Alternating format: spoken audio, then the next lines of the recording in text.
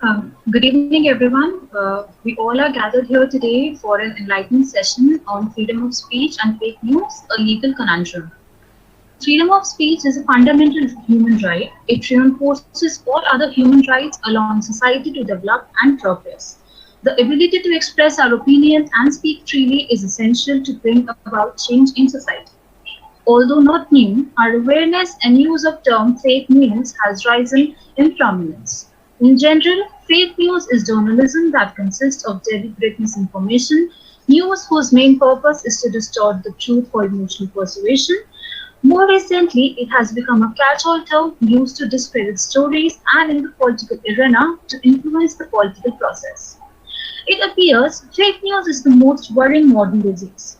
You may be as liberal or as conservative as any country. The scary bit is how to balance access to free speech and access to information with truth and the definition of fake. And to enlighten us on this topic, today we have with us Mr. Anurag Oja, Advocate Supreme Court of India as our speaker. He is currently the partner and litigation head at Corporate Juris. He has done his law from Faculty of Law, University of Delhi, with first class. He has handled cases on civil liberties, writs on education and service matters, tax and arbitration cases in both High Courts and Supreme Courts. He has also chambered with Ms. Pinky Anand, Additional Solicitor General in India. He has delivered various lectures on topics like Indian patent laws, constitutional laws, and administrative laws in series of orientation programs organized for assistant professors of various universities conducted by Academic Staff College, University of Delhi. We are greatly honored to have you here, sir. Thank you. We would Sir, begin. I would request you to please enlighten us on this topic. Thank you, madam. Before I begin our talk today, we would just make two caveats to add. The first and foremost is this, that when we speak of freedom of speech and expression and its interplay in the conceptions of fake news, then three things ought to be in first notice. The first and foremost is that we are living in an era where there is a constitution, and ultimately it is a constitution which would determine the protection afforded to a particular rights or the limitations thereon. The second thing which we must take note of is this, that it is not the majoritarian value of a particular thought at a particular time which would determine the discourse on right. Rather, it is the everlasting constitutional principles which should determine in what way the restriction ought to be imposed. The third and most seminal aspect is, at a particular impulse how our constitutional courts behave is cardinal to the protection afforded to a particular right. So I would just explain this in a little later. The second caveat is this, that my discourse would be totally and purely a legal and thematic. It is not a value judgment on a particular thing. It is all intended to ensure that there is a legal regime put in place, there is a restrictive legal regime put in place, there is a positivist legal regime put in place. How both are required to be harmonized is something which we must look for in future. So, with this prefatory, let us first examine the significance of freedom of speech and expression. Because when we talk of fake news, then the legitimacy for fake news or the permissibility for existence of fake news emanates only when one will have an ability to speak or one will have an ability to give thoughts to or expressions to his own sense of notion to a particular thing. So, significance of freedom of speech and expression these days, to my mind, appears to be little contrasted with what to be said or what not to be said. If you look at the very regime with which our constitution was enacted, please note our constitution, unlike many other constitutions, was not enacted on tabula rasa. Our constitution was a product of discourse, dissension, struggle, or the repulsion from a colonial hangover. And therefore, the central primacy was attached to the fundamental rights. When I say central primacy was attached to the fundamental rights, Then added to this, please note two things. That the fundamental rights have been given a primacy if we analyze Article 32 and Article 13 of our Constitution. Except these two provisions, there is no other primacy accorded to it. For instance, there are some provisions in Constitution which, if one seeks to amend the same, one requires a special procedure under Article 368 to amend it. So there are various ways in which Article 368 apply. Being a law student, most of you know. But for a felicity of expression, I must tell you, there are certain fundamental rights or there are certain constitutional rights which can be amended by bringing a constitutional amendment simpliciter. So in order to do that, both houses will have to pass, the president will have to pass, and it will go on. The second rigid kind of amendment is this, that once the houses will pass with a special majority, it will be sent to state legislature for ratification. So at least half ought to ratify it before it becomes a constitutional amendment. So fundamental right is not a class of the second class of fundamental rights. So second class of amendments, it fall in the first itself. So somebody may argue that touching on that touchstone, one can't say that special primacy is accorded to fundamental rights. But contrary to that, if you look at the interplay between Article 13 and Article 32 of the Constitution of India, then you will find that there is a prescriptive prohibition on the legislatures of states or the legislature of union not to enact a law which contravenes the fundamental rights. This is precisely Article 13, Clause 2. So sum and substance thereof is this, that there is a constitutional prescriptions against enactment of any law or enactment of any measure which contravenes fundamental right. So out of many fundamental rights, the broad segment of fundamental rights lies on three fronts.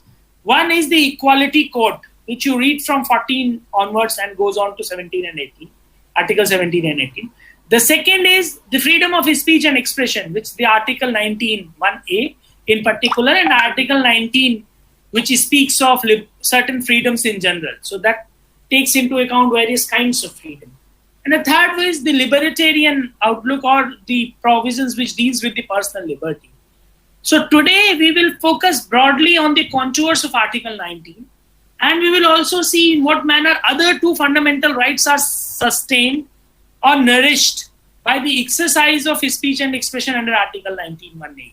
So with this note, please take into account certain broad features of Article 19(1)(a). One broad feature is this, that the Constitution guarantees the freedom of speech and expression to all its citizens. So guarantee is limited to citizen. There are certain restrictions which can be imposed on these exercise of rights. So please note here that the restrictions are not fundamental. It is a right which is fundamental. So restriction should only be read in a manner which would strictly fall within the specie or genere of a restriction, not otherwise. So by way of some thematic discourse, we would be in better position to analyze that. So for instance, if you take your own views on a particular subject matter, so question will obviously arise, how will you look at a particular perspective? If one will not have a freedom of speech and expression, one will think more than once before one could express oneself. So our constitution makers were conscious of this, and therefore they always made a baseline quite clear that if there is one right which is so seminal, so significant, that then it is the freedom of speech and expression. When one expresses, one speaks out of his mind, he not only expresses as a personage which he is, but he also expresses on a particular thought which is an undercurrent of social order. And you people, being all youngsters, and most of you are the law students, or who are not the law students, they can also appreciate that the very value of human worth lies in giving shapes to one's thought. So if somewhere down the line the thoughts would be restricted, it is not the individual who is restricted, it is a thought process, it is an idea which is put to fetters. So as you all know, that there is a famous saying that no power in this earth can stop an idea whose time has come. So if there is no power in this earth which can stop an idea whose time has come, certainly the government should not, or the state should not be given a right to put an impediment thereon.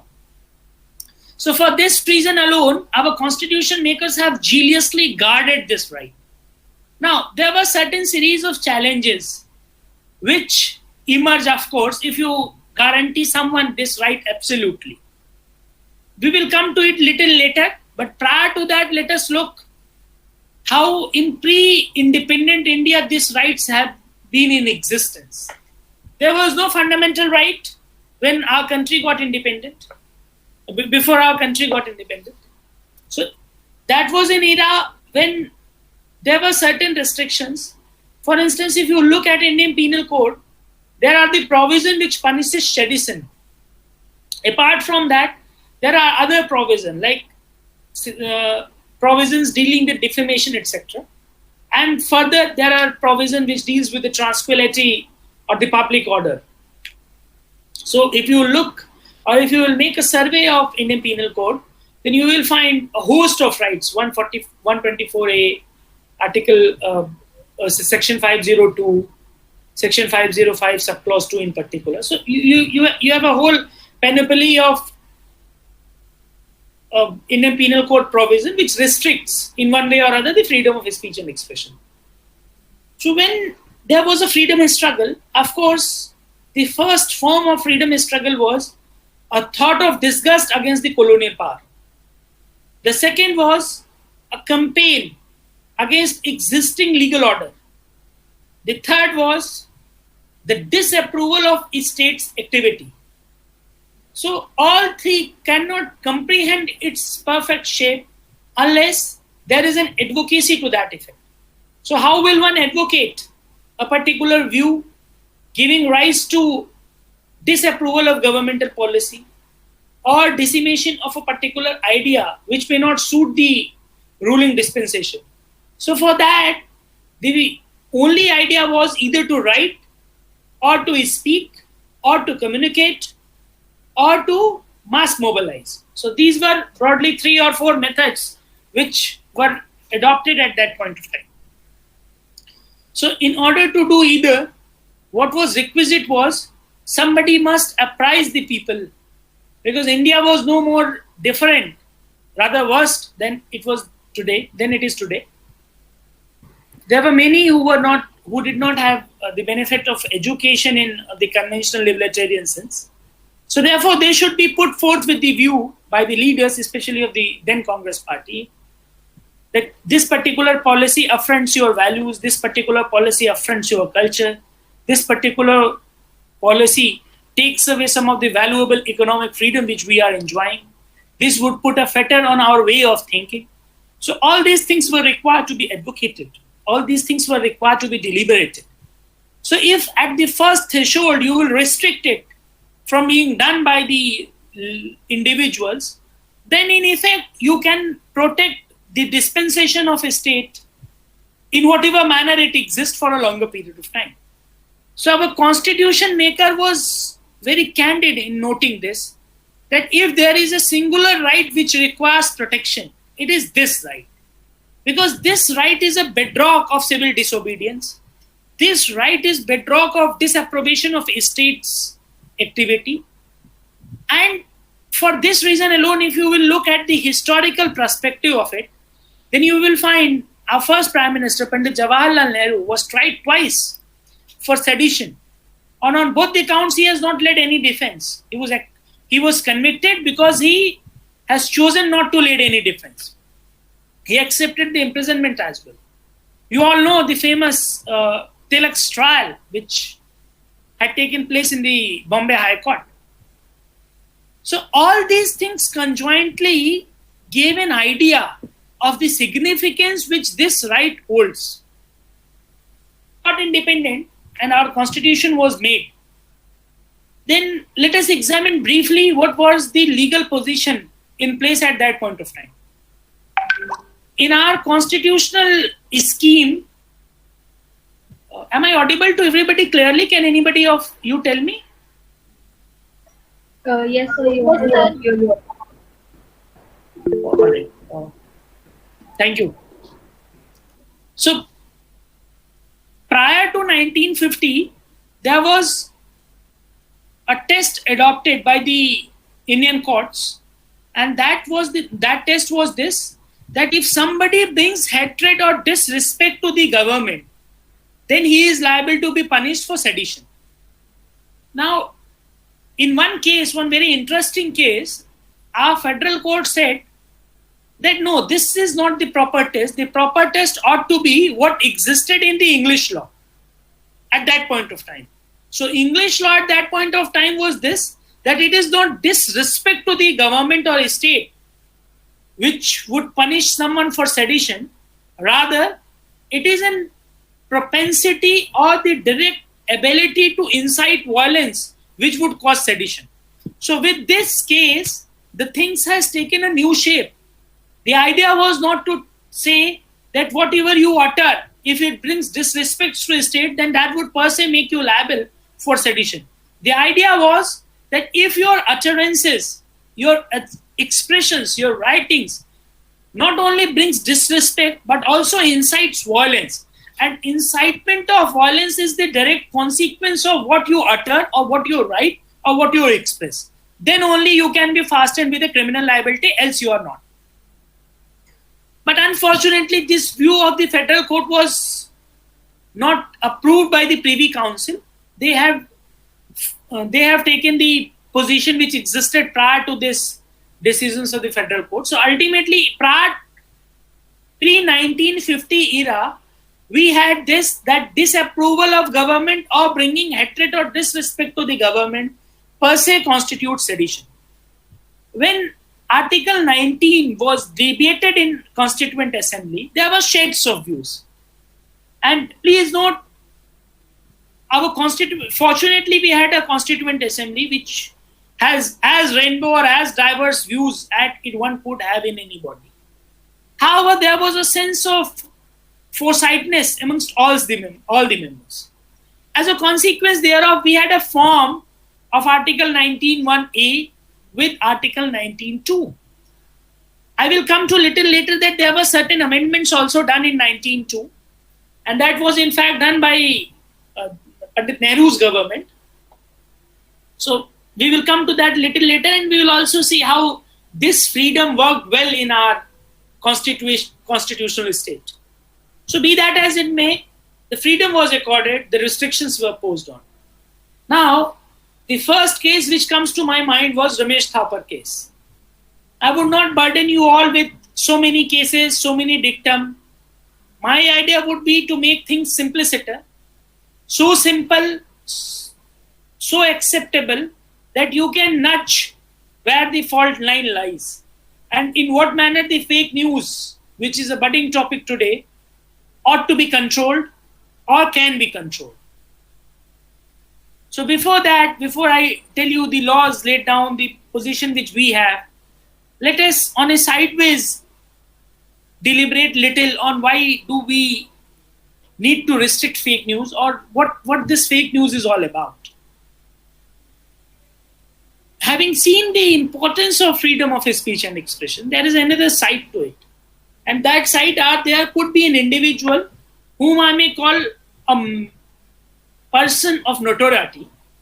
They may have a particular view, or they may take interest in rumorizing the things, or profusing a propaganda which would put the society to peril. So there may be people of that kind as well. Certainly, if one looks from the positivist point of view, there has to be some law in place who can check their alleged notoriety. So for this, there are certain provisions in Indian Penal Code, as I indicated to you earlier. But there is also a possibility that how will one determine what constitutes fake news or not? There has to be a mechanism where under the things can be determined. So what that mechanism is, who is the holder of that mechanism, who decides? Because as you all know, that in the this lockdown past, we have seen that there was certain information which emanated from government, and ultimately it was found to be untrue. There were certain studies which WHO, World Health Organization, espoused for, which was ultimately found to be non-scientific. They themselves disapproved it.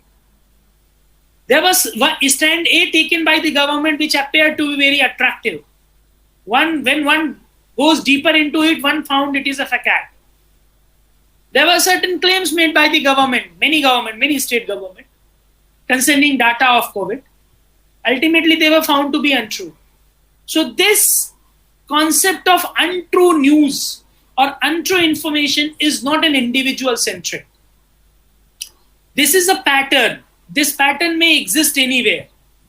And therefore, one will have to be extra careful when you put a restriction on freedoms, especially a freedom to speak or a freedom to express. And as you all know, that Article 19, when in the beginning of my talk I told you that all citizens shall have. So it only applies on citizens. So how will you fetter your own government when the government itself indulges into this kind of activity? So both the things ought to be looked holistically, prospectively, and with unbiased eye. So what constitutes fake news? Is every false news is a fake news? Or every unverified news is a fake news? Or a news which is hearsay is a fake news? Or a news whose source is unidentifiable is a fake news? So nowhere it is defined in that way. And as of now, the law per se does not prohibit fake news or does not restrict it. All it says is a particular genre of fake news is punishable. There may be certain rumors which, if spread on the, let's say, on the electronic modes, it can have a cascading, debilitating impact. So somewhere down the line, one will have a proper mechanism put in place to determine. Because the real threat is not the restrictions of fake news. The real threat is that while restricting fake news, you may not suppress the freedom of speech and expression. And as far as I know, there is no model which is so perfect that you can't abuse the provision against fake news to suppress the genuine expressions which an individual may have. And therefore, there are certain countries where even hate speeches are permitted. For instance, in America, to a very large extent, the hate speech is permitted. So let's think how those democracies have worked and how far the experiences from those democracies may apply on us. See, the underlying notion of our talk is the freedom of speech and expression is a prized liberty. And for this reason alone, the courts have, over the period of time, jealously guarded this freedom. So when we come to 50s, then we look for Ramesh Thapar era. There was a newspaper called Crossroads. Ramesh Thapar and his wife was its publishers. So Government of Madras, in their maintenance of public order legislation, imposed a restriction in circulation, publication, and dealing with any kind of activities relating to this newspaper. So this newspaper was published from Bombay. So ultimately the consequence was this, that Ramesh Thapar's newspaper was restricted in state of Madras. So this man challenged this censorial order before Supreme Court directly under Article 32 of the Constitution. So interesting discussion had taken place in the Supreme Court. The court has, please note, the court has gone to that very test which once was laid down by the federal court and ultimately disapproved by the Privy Council. Court said that in what manner this speech or expression contravenes one's personal liberty, contravenes the public order, has to be shown to the government, has to be shown to the court. Because the whole edifice of censorial order was this, that if this be allowed, then this will in one way or other would pose a threat to the maintenance of public order. So court was called upon to objectively and subjectively both decides how far to what extent and in what circumstances a particular circulation of newspaper can be prejudicial to the public order. So court has for the first time in our jurisprudence determined what constitutes public order. So with this, the trajectory moved further. Seeing the court's view, the constitutional amendment was also brought in Article 19.2, a new class was added, some tinkering has been done. We will not go much detail into it. We intend not to make this talk quite monotonous. Rather, we want it to be a dialogue. So, with Romance Thapar era, we have seen many twists and turns. Then we have witnessed emergency. You all know the emergency, the infamous emergency. In that infamous emergency, there was a MISA, Maintenance of Internal Security Act. So this was a draconian piece of legislation then in existence. Under its provision, even the genuine expression of disapproval against government were also punished. So this led to a series of habeas corpus petitions in different high courts. 9 high courts of our country held in favor of detainees. Matter ultimately rested to the Supreme Court and culminated into infamous ADM Jabalpur case. We will not go in much detail because ADM Jabalpur in its symbolic terms have been overruled by our Supreme Court in Puttaswamy. But is not it the point that the hangover or the ghost of ADM Jabalpur is still revisiting? So I will make our talk more contemporary in that sense by giving you a perspective on a particular space in which we are dealing with today. So ultimately, with a vast struggle, the restrictions on freedom of speech and expression was not allowed to a larger degree. Ultimately, what prevailed was, in the independent India, the freedom to speak. There were another mode of restricting freedoms, because one of the vibrant mode of restricting freedom was to put a fetters on the newspapers or the news items. So when the government of the day successively failed in censoring the newspapers, what in effect they did was, they have imposed a kind of restriction in the newspaper through newsprint policies in such a way that the circulation of newspapers are minimized, especially of those newspapers which were carrying the items more truthful to its citizen, which many a times goes against government or it urges the government. Indian Express Group was one such. So there you will find, even Bennett Coleman was one such. So there you will find a series of cases, the Bennett Coleman versus Union of India, the Indian Express versus Union of India, where newsprint policies were under challenge.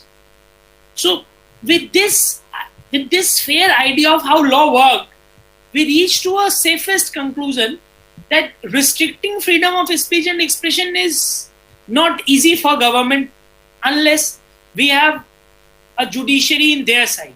For this reason alone, our constitution makers have geniusly made our courts independent. Now, with this background in mind, please examine the present.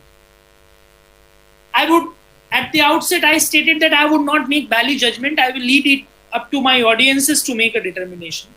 But fact of the matter is, you will find that there have been a series of prosecution launched against individual who made cartoon against a political party, against a political persona. There were individuals who have spoken against a particular individual, let's say extreme criticism. There were individuals who have spoken against the state for their failure in performance of their duties. All these people have been penalized in one way or other. The degree of penalization we have seen is such that the police from one state has come straight away to another state to arrest it. And those arrests have been carried out in the midnights. So the things may appear to be like this, that they are accused of committing certain offenses, which may not be the sedition per se. But ultimately what hinges upon is that in the bedrock of all these alleged fabricated offenses, this is the genuine expression of individual which is sabotaged. So for this reason alone, our Supreme Court, speaking through Justice Chandrachud, said that the freedom of speech and expression is the safety wall of democracy. But But how far these ideas have culminated down the masses, how far these ideas have culminated down in everyday's judicial pronouncements. There appears to be a degree of subjectivity. There appears to be a degree of cherry picking, if I may use the expression, knowing it fully well, that one will have to be more expressive when one deals with this topic. So there is no uniformity, if I may say, in the judicial determination. However, the principles rests on the sound footing. The principle exists, apply. The principle exists, hold the field. But the implementation thereof is meager in the down the line. So our legislature can't think of outrightly removing sedition from a statute book, because this is a weapon in the hand of a state to control the voices in their favor. And please note, it is a common knowledge that very few people would dare to speak truth at the cost of disapproval of a government. So protection do exist, but the inhibition also exists. So now let's examine what will happen if the inhibition is altogether obviated. For instance, if the offences under Indian Penal Code or offences against Information and Technology Act by way of amendments are removed or repealed, will the society not exist? That is not the point. The society will exist then, because there is bound to be two sides of ideas. It is not that one will spread rumor and everybody would become product of that rumor.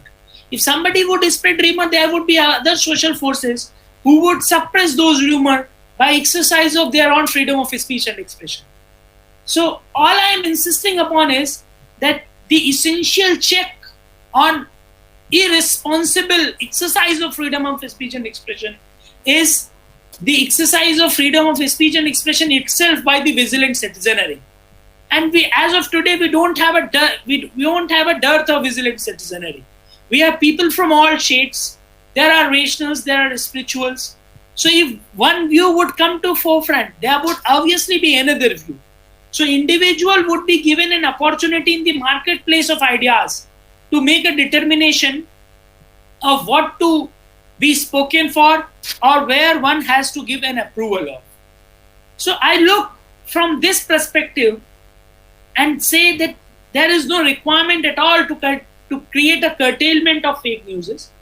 Firstly, you won't have a determined contours of what constitutes fake news. Secondly, the existing laws are sufficient. Most of the time we find that the existing laws are abused to the detriment of holistic discussion. And thirdly, we also find that there is a cherry picking in launching prosecutions. Only that view is suppressed which is found to be against government. For most of the time you will find this, that only the person in power is threatened by the exercise of free expression, not all. So somewhere, in order to have a mature democracy, it is quite imperative that people in power or our legislature should be extra vigilant in putting a fetters on these rights. Now, with one noted remark in Shreya Singhal, I will leave it to be open to you all for your questions. Shreya Singhal was a very interesting case. There is an article, there is a section called 66A in the Information Technology Act. This provision punishes so many things. Even the dissemination of information through electronic mode was also punished. So if you would read 66A, you will find by and large, it is a provision which caters the need of restricting fake news.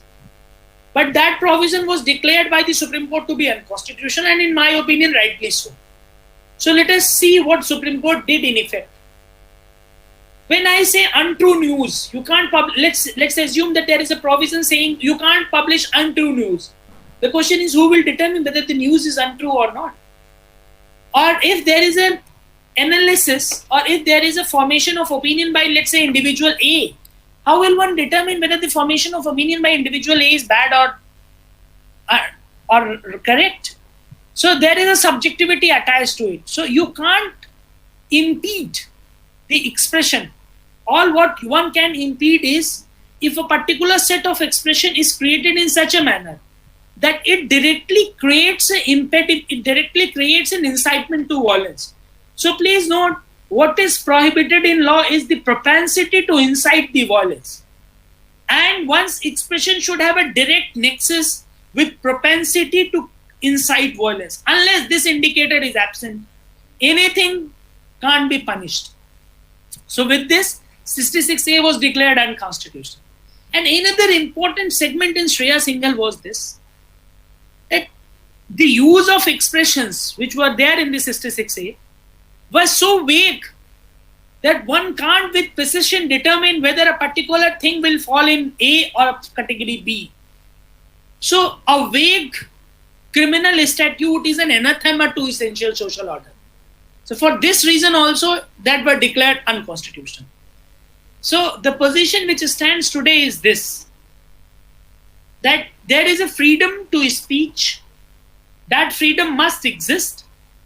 If there are certain segment of speeches made by certain segment of people, which is so radical that it is devastative of the social morality, then in the logical sequence of event, there has to be another set of individuals, a vigilant citizenry, I may call it, who can suppress this by exercise of their own sense of freedom. This freedom ultimately rests with everybody. This exists with everyone. So, in order to, instead of putting a restrictions in vague terms, one should give a space to everybody to do the things, to make an expression. Other counter view would also come. So it is the way, individual should have an option of weighing and counter weighing. And with this, he will determine whether to be remerized or whether to be not remerized. So the choices should be left on our citizen. If you can trust them for choosing their own representatives in the legislature, why can't you trust them to determine their way of going? With this, I would end this discourse. I would request you to put forth your questions.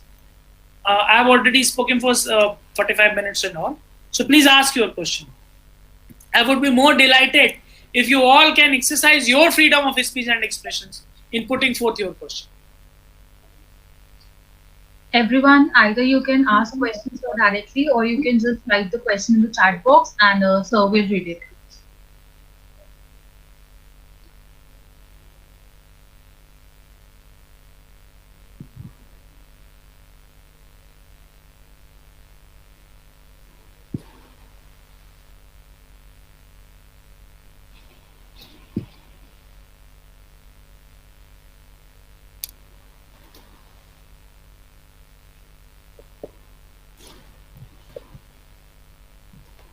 Any questions, anyone?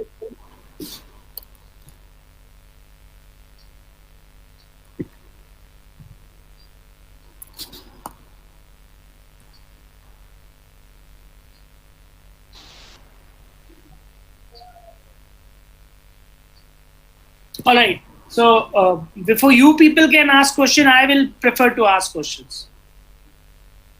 Do you support that there should be a prohibition of news items which are unauthenticated?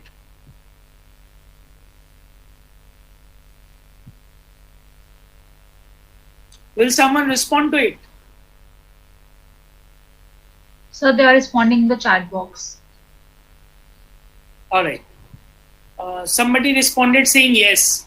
Now, again, my counter question is, how will you determine whether a news item is an authenticated or unauthenticated? How will one determine what constitutes authentication? Shall it go to government for approval or certification of an authenticity? So please respond to that. Sir, can you repeat the question? See, the first question you all understood. The second question is, how will one determine whether a news item is an authenticated or unauthenticated? Shall news item pertaining to government be sent to governments for its approval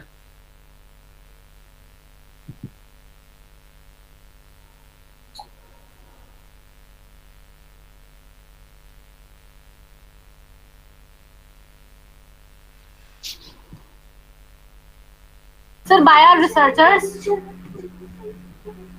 So, all right, it's fantastic answer, madam. You can research, but whole lot of individuals can't research.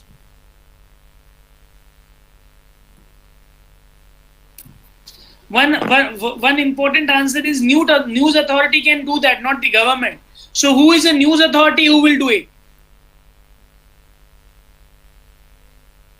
There are 13, let's assume you all know that a particular incident when viewed in news channel A takes a different color altogether when viewed in news channel B by virtue of different analysis offered to a same event. So how will you determine which of the view is correct? So which news authority can tell you the precise answer? So I am posing this question to you. Yes.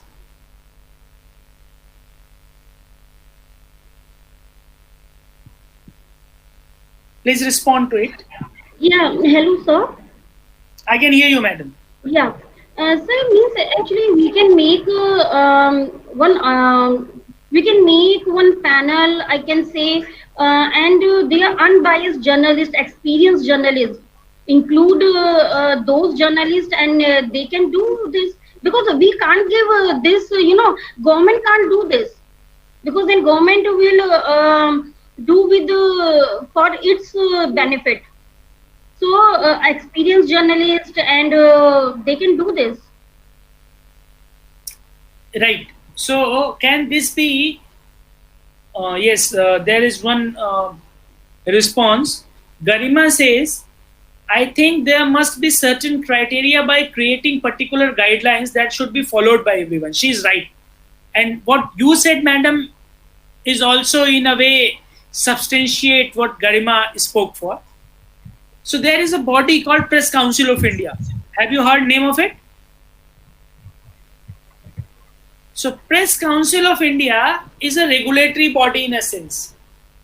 It appears to be independent. It appears to be having an independent composition. But by and large, it is constituted by government. So shall I? Yes?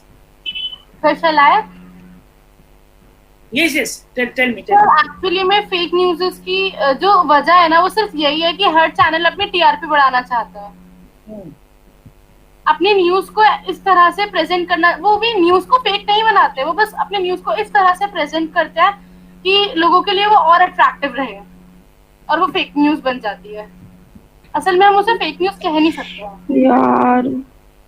She has created a distinction between paid news and fake news. So her response is not directly indicated to the menace of fake news. Rather, it is indicated to the menace of paid news. So, see, she is right by and large. When there is a marketplace of ideas, the things are bound to be there. These things are bound to be there. But whether that would justify the inhibition altogether on freedom of speech and expression, I think you all will agree no. So what way all these menaces can be curbed? So for this you require something of a sort called journalistic morality, which is completely absent these days. And why these are absent? I am giving you a thought for thought, giving you a food for thought. Please think on it. All these news channels, most of the news channels are broadly controlled by media houses. So underlying every activity, there lying a commercial eye. So journalistic ethics got compromised when you have people of kind whose independence from the organization they are serving as an editor is in doubt. So what you require is, by way of a legislation, you need to strengthen the institution of editor.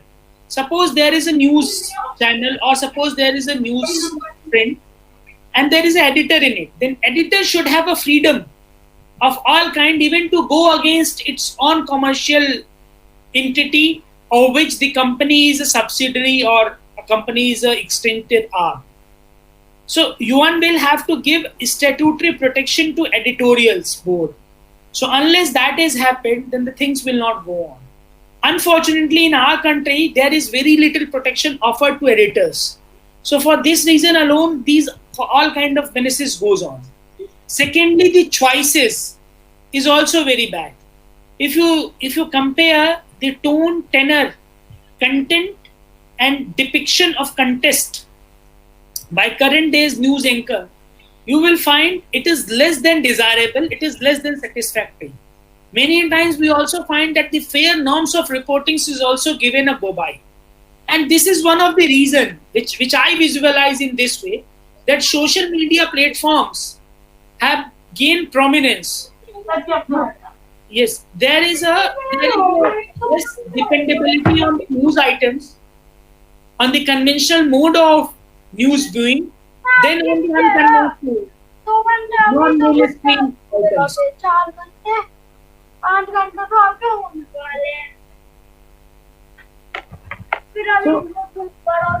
am I audible to everybody?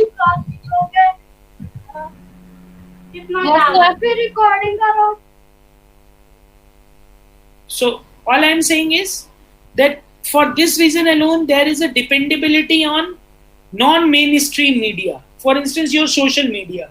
So social platforms these days have been as viable, as oft-used than the conventional mode of news viewing. So the value to protect freedom of speech and expression, or the responsibility to protect freedom of speech and expression, is very high. Otherwise, we won't be in position to protect our social platforms, which won't have a license from the government to run a news agency or to run a newsprint. Yes. Anything else? Anything you want to ask? Any question?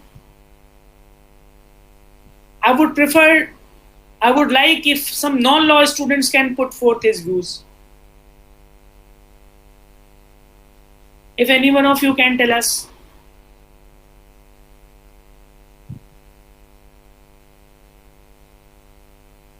Anything you want to know?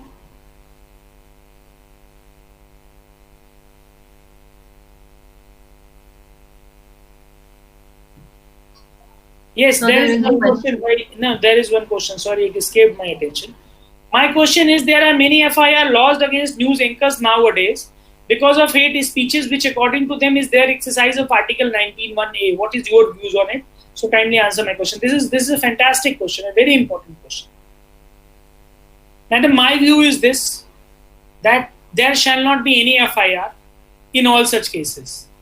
If there is a genuine opinion of expression, not indicated to create or incite in violence, then howsoever disfamous it may be, it should go on. People should be made free to follow it, to unfollow it.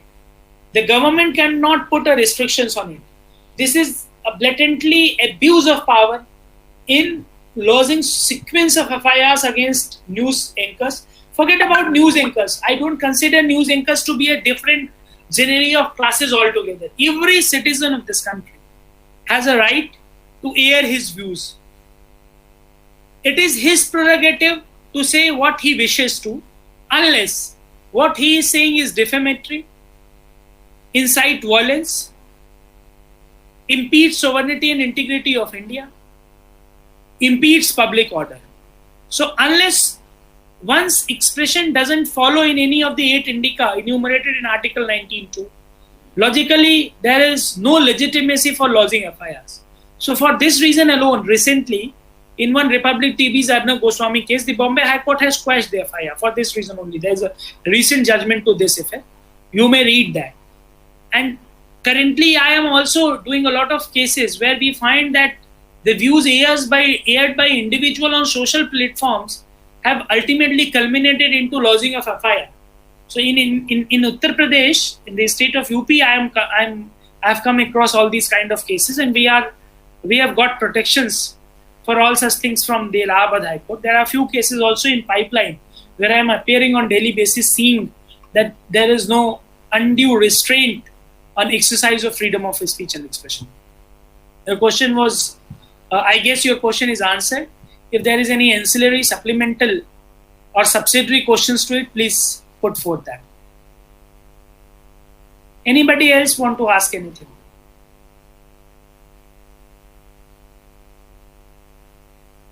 Any comment? Thank you, sir, for wonderful information. Thank you so much, and all kudos to you that you people have otherwise thought of organizing these kind of events, which itself gives me an impression. It was a very informative session. Thank you so much. All right. Good night. Is there any other question? Yes. Okay, everyone. Any other question anyone have?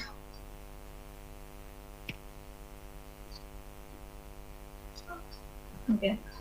Thank you so much, sir, for this enlightening session on this topic, which was very needed topic in times of these, because right now a lot of fake news are going on and everyone needs some kind of information regarding that. So thank you so much for enlightening us, and we were very honored to have you here. Thank you, sir. And everyone, I have already sent the link for certificate in the chat box. So please fill it, and it will be open for next 3 to 5 minutes.